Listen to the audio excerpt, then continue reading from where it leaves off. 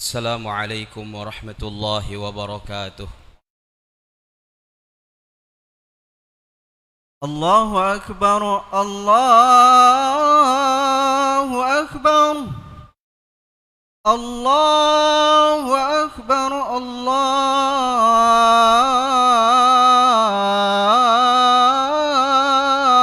أكبر.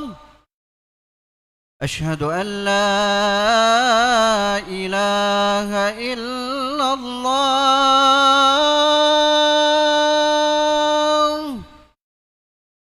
أشهد أن لا إله إلا الله.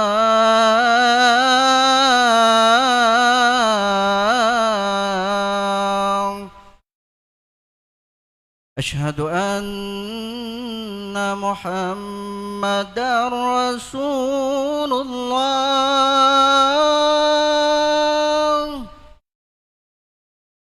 أشهد أن محمدًا رسول الله.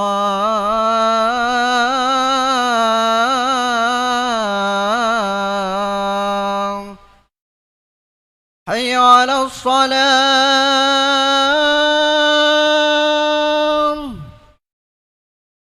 حي على الصلاة.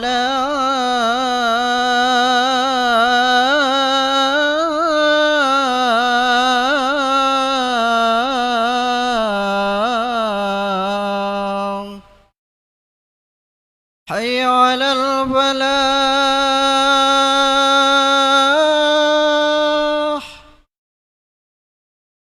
حي على الفلاح.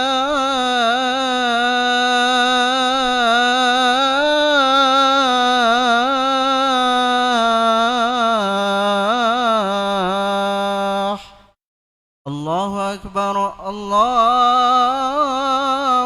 أكبر. لا إله إلا الله.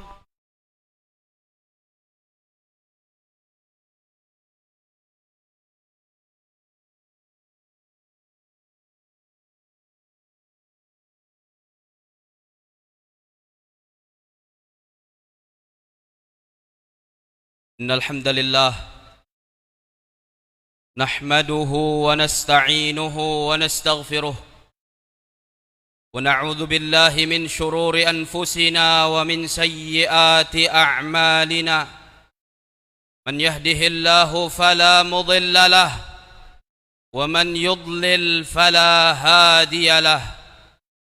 أشهد أن لا إله إلا الله وحده لا شريك له، وأشهد أن سيدنا محمدًا عبده ورسوله وصفيه من خلقه وخليله. أشهد أنه بلغ الرسالة وأدى الأمانة ونصح الأمة وكشف الله به الغمة، وجاهد في الله حق جهاده حتى تركنا على المحجة البيضاء ليلها كنهارها لا يزيغ عنها إلا هالك. اللهم صل على سيدنا محمد وعلى آله وصحبه وسلم تسليما كثيرا. يا أيها الذين آمنوا اتقوا الله حق تقاته ولا تموتن إلا وأنتم مسلمون.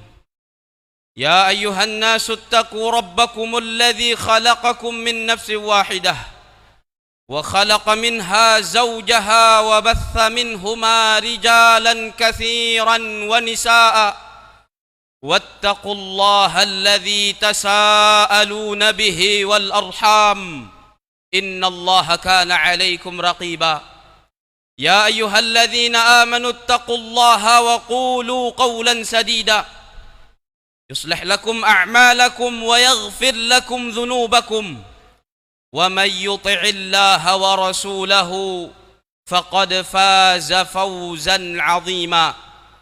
أما بعد، فيا عباد الله، أوصيكم ونفسي المذنبة الخاطئة بتقوى الله عز وجل، فإن في تقواه السعادة في الدنيا والفلاح في الآخرة.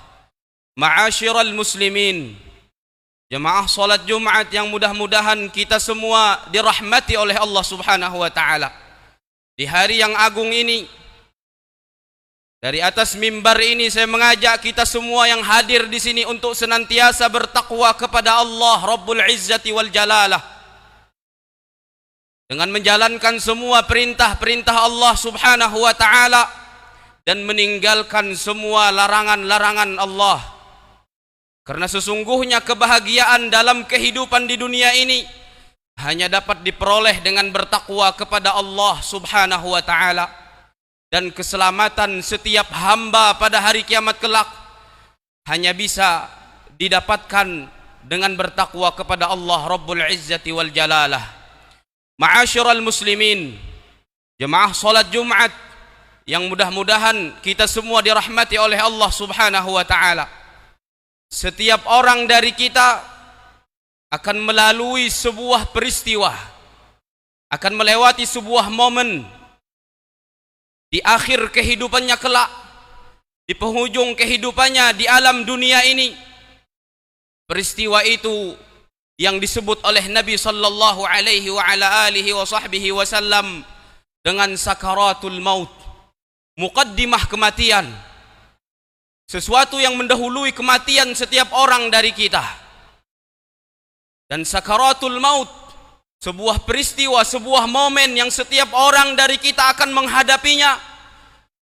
Peristiwa itu hanya akan berlangsung sekejap, tidak berlangsung lama. Akan tetapi persiapan untuk menghadapi sakaratul maut ini perlu untuk kita persiapkan sepanjang hidup kita. Rasulullah sallallahu alaihi wa ala alihi wa sahbihi wasallam bersabda, "Ala inna lil mauti sakarat." Di dalam riwayat lain Nabi sallallahu alaihi wasallam mengatakan, "La ilaha illallah, inna lil mauti sakarat." Sesungguhnya kematian itu memiliki muqaddimah. Di dalam bahasa Arab, sakarat itu berarti sesuatu yang menghilangkan akal sehat. Nabi sallallahu alaihi wasallam menyebut muqaddimah kematian dengan sakaratul maut karena peristiwa itu, momen itu, karena sakaratul maut itu benar-benar akan menghilangkan akal sehat manusia yang menghadapinya. Siapapun dia, sekuat apapun orangnya, ketika mengalami peristiwa sakaratul maut sebelum menghadapi kematiannya, maka akal sehatnya akan dihilangkan oleh Allah Subhanahu wa taala karena sakit yang dia rasakan ketika merasakan sakaratul maut. Sayyidina Umar ibn al-Khattab radhiyallahu taala anhu wa ardahu pernah bertanya kepada Sayyidina Ka'bul Ahbar. Beliau mengatakan kepada Ka'bul Ahbar, "Hadithni 'anil maut." Wahai Ka'ab, ceritakan kepadaku tentang sakitnya kematian. Beritahukan kepadaku tentang sakitnya sakaratul maut. Lalu Sayyiduna Ka'bul Ahbar radhiyallahu taala anhu wa ardahu menceritakan kepada Amirul Mukminin Abu Hafsin Sayyidina Umar ibn al-Khattab radhiyallahu taala anhu wa ardahu, kata beliau, "Huwa kaghusnin kathiris syauki." Sesungguhnya sakaratul maut itu sakitnya seperti sebuah dahan yang penuh dengan duri. Udkhila fi jawfi rajulin. Kemudian dahan penuh duri itu dimasukkan ke rongga perut seseorang melalui mulutnya. Fa akhadat kullu syaukatin irqan. Kemudian setiap duri itu menempel pada setiap pembuluh darahnya. Lalu jadabahu rajulun syadidul jadbi. Kemudian dahan penuh duri setelah dimasukkan melalui mulutnya menembus perutnya, lalu dahan itu ditarik sekuat-kuatnya. Maka seperti itulah, kata Sayyiduna Ka'bul Ahbar radhiyallahu taala anhu, sakitnya sakaratul maut yang akan dihadapi oleh setiap orang yang akan menghadapi kematian. Ma'asyiral muslimin, jemaah salat Jumat yang mudah-mudahan kita semua dirahmati oleh Allah Subhanahu wa taala. Sayyiduna Shaddad ibnu Ausin radhiyallahu taala anhu wa ardahu juga menggambarkan bagaimana sakitnya sakaratul maut.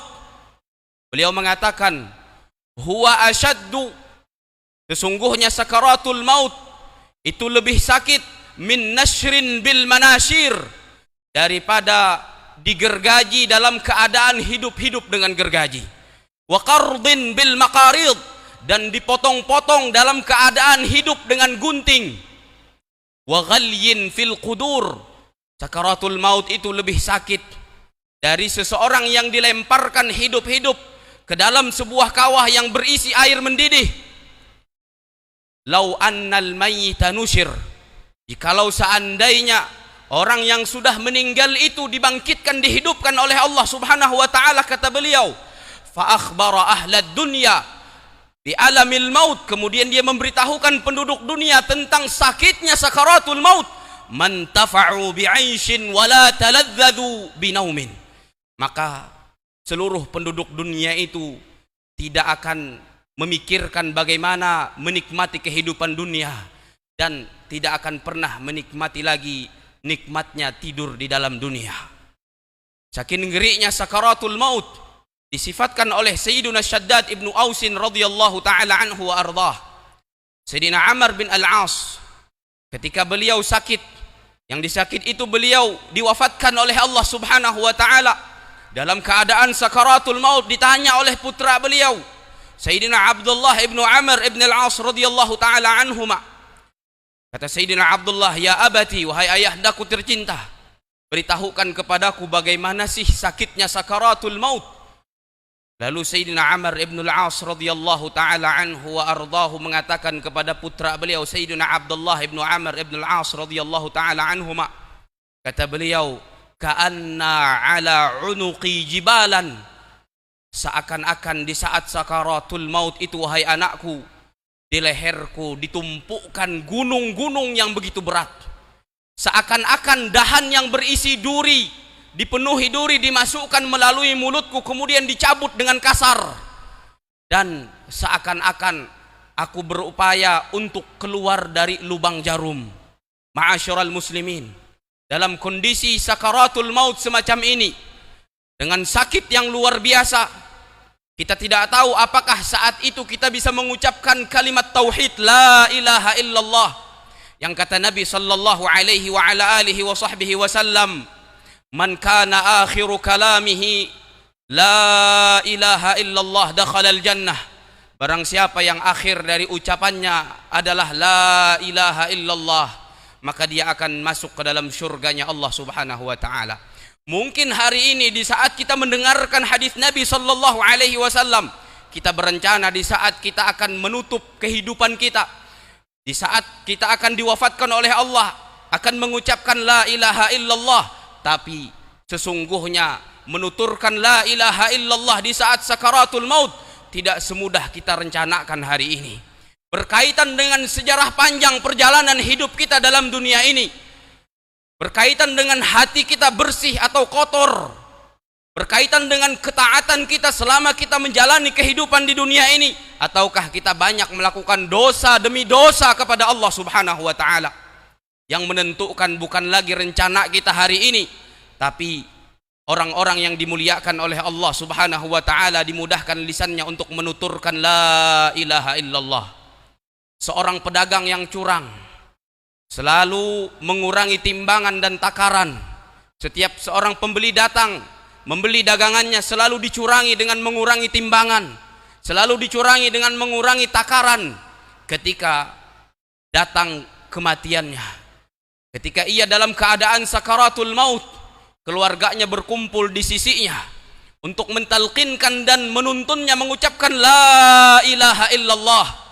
Tapi si pedagang itu tidak mampu untuk mengucapkan la ilaha illallah. Apabila diajak berbicara dengan pembicaraan lain, pedagang itu bisa menyahut apa-apa yang diucapkan oleh orang-orang di sekitarnya. Tapi apabila dituntun untuk mengucapkan la ilaha illallah, bungkam mulutnya, tidak bisa mengucapkan la ilaha illallah. Keluarganya bertanya, kenapa engkau tidak mampu mengucapkan la ilaha illallah, sementara untuk tutur kata yang lain dan ucapan lain engkau bisa ucapkan? Kata pedagang itu mengatakan, seakan-akan di lidahku saat ini ada batu timbangan yang memberatkan aku untuk mengucapkan kalimat itu. Aku tidak mampu mengucapkannya. dia meneteskan air mata saat mengatakan tidak mampu mengucapkan la ilaha illallah.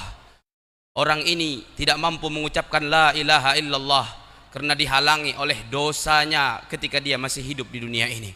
Dihalangi oleh maksiat yang sering dia lakukan.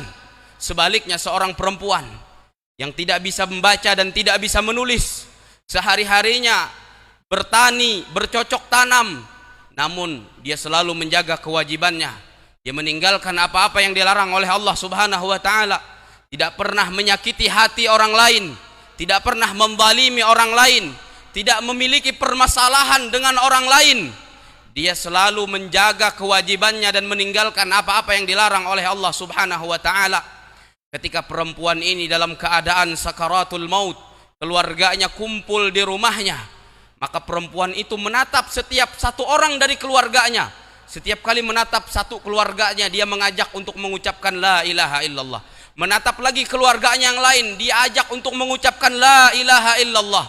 Menatap lagi keluarga yang lain, dia ajak untuk mengucapkan la ilaha illallah.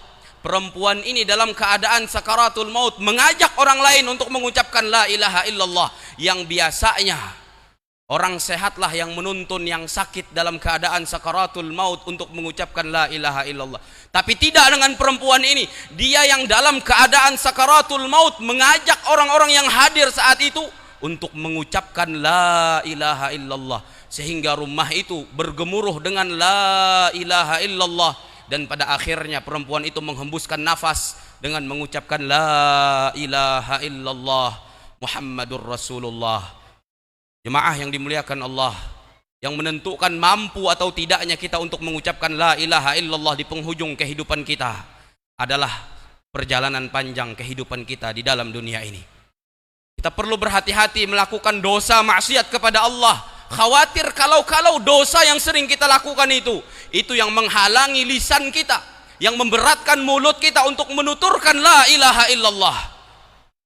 Kita perlu untuk memperbaiki dan membersihkan hati kita untuk senantiasa menjalankan apa-apa yang diperintahkan oleh Allah Subhanahu wa taala, dengan harapan mudah-mudahan ketika kita dalam keadaan sakaratul maut kelak dimuliakan oleh Allah, dimudahkan oleh Allah Subhanahu wa taala lisan kita untuk menuturkan la ilaha illallah.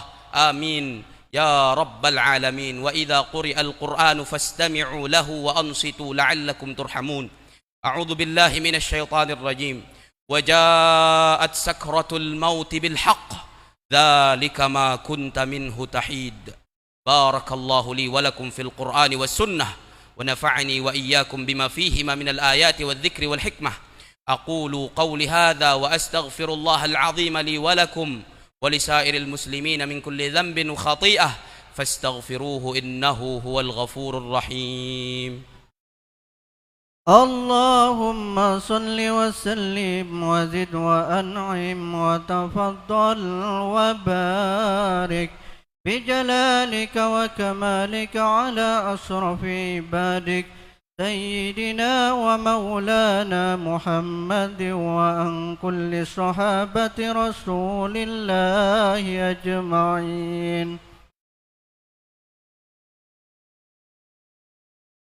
الحمد لله على إحسانه والشكر له على توفيقه وامتنانه. أشهد أن لا إله إلا الله وحده لا شريك له تعظيما لشأنه. وأشهد أن سيدنا محمدا عبده ورسوله الداعي إلى رضوانه. اللهم صل وسلم على سيدنا محمد وعلى آله وأصحابه وإخوانه. أما بعد فيا عباد الله اتقوا الله تعالى حق التقوى واستمسكوا من الإسلام بالعروة الوثقى واحذروا أسباب سخط الجبار فإن أجسادكم وأقدامكم على النار لا تقوى. ثم اعلموا عباد الله أنكم غدا ميتون وأنكم إلى الله تبعثون وتحشرون وعن كل صغير وكبير أنتم مسؤولون. ثم صلوا وسلموا عباد الله على خير البرية وأزكى البشرية سيدنا ومولانا محمد بن عبد الله صاحب الحوض والشفاعة كما أمركم ربكم بأمر بدأ فيه بنفسه وثنى بملائكته المسبحة بقدسه وثلث بكم أيها المؤمنون فقال جل من قائل عليم إن الله وملائكته يصلون على النبي يا أيها الذين آمنوا صلوا عليه وسلموا تسليما اللهم صل وسلم وبارك على سيدنا محمد صاحب الوجه الأنور والجبين الأزهر وعلى آله وصحبه والتابعين وارض اللهم عن خليفة نبيك على التحقيق ذي القلب الرقيق سيدنا أبي بكر الصديق وارض اللهم عن الإمام الأواب الناطق للخير والصواب سيدنا عمر بن الخطاب وارض اللهم عن ذي النورين والبرهان جامع القرآن سيدنا عثمان بن عفان وارض اللهم عن ليث بن غالب إمام المشارق والمغارب سيدنا علي بن أبي طالب وعن الستة الباقين من العشرة المبشرين بالجنة ساداتنا طلحة بن عبيد الله وسعيد بن زيد وسعد بن أبي وقاص وعبد الرحمن بن عوف وأبي عبيدة عامر بن الجراح والزبير بن العوام وعن بقية الصحابة والتابعين وتابع التابعين ومن تبعهم بإحسان إلى يوم الدين وعنا معهم وفيهم بمنك وجودك وكرمك وإحسانك يا أكرم الأكرمين اللهم أعز الإسلام والمسلمين اللهم أعز الإسلام والمسلمين اللهم أعز الإسلام والمسلمين وأذل الشرك والمشركين ودمر أعداءك أعداء الدين اللهم انصر دينك وكتابك وسنة نبيك وعبادك المؤمنين اللهم آمنا في أوطاننا اللهم آمنا في أوطاننا اللهم آمنا في أوطاننا وأصلح أئمتنا وولاة أمورنا واجعل ولايتنا هذه في من خافك واتقاك واتبع رضاك يا رب العالمين اللهم اجعل بلدنا هذا بلدا يعز فيه أهل طاعتك ويهدى فيه أهل معصيتك ويؤمر فيه بالمعروف وينهى فيه عن المنكر اللهم اجعل هذا البلد آمنا مطمئنا طيبا مطيبا مباركا سخاء رخاء وسائر بلاد المسلمين اللهم من أرادنا وأراد ديننا وأراد بلدنا وسائر بلدان المسلمين بسوء فأشغله بنفسه ورد كيده في نحره واجعل تدبيره تدميرا عليه يا رب العالمين اللهم رد عنا شر الأشرار وكيد الفجار وشر طوارق الليل والنهار اللهم اغفر للمسلمين والمسلمات والمؤمنين والمؤمنات الأحياء منهم والأموات اللهم ادفع عنا البلاء والغلاء والوباء والربا والزنا والفواحش والسيوف المختلفة والمحن وسوء الفتن ما ظهر منها وما بطن عن بلدنا هذا خاصة وعن سائر بلدان المسلمين عامة يا رب العالمين ربنا آتنا في الدنيا حسنة وفي الآخرة حسنة وقنا عذاب النار عباد الله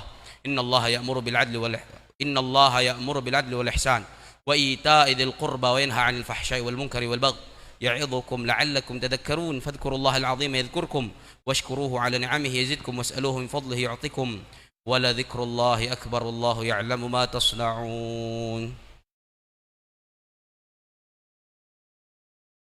الله أكبر الله أكبر أشهد أن